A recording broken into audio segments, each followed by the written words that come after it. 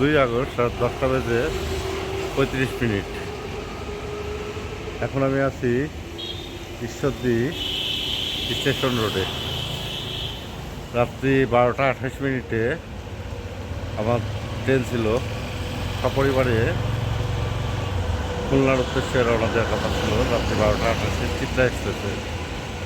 কিন্তু হঠাৎ করে বোনের বাসায় গিয়ে খেয়াল করি রাত্রি 12টা 28 মিনিটের পরে 3 তারিখ হয়ে গেছে, অর্থাৎ আমার যে টিকিট কাটা ছিল সেই ট্রেনটি গতকালকে চলে গিয়েছে।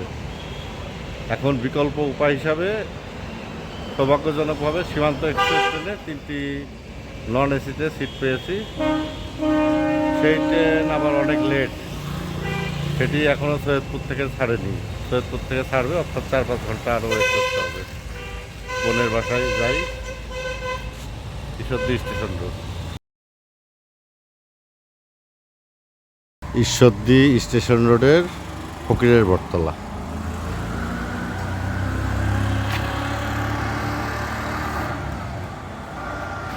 এর পাশের রোড দিয়ে গেলে আমার বোনের বাসা।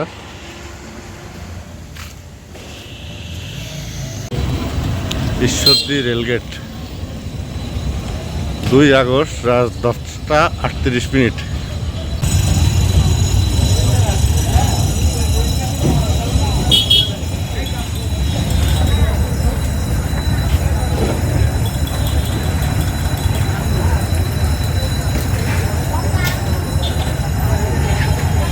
ঈশ্বরদী রেলগেট,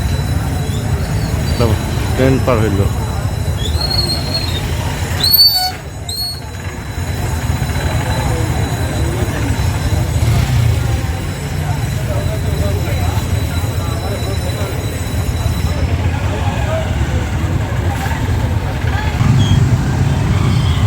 এই যে দেখতে গেল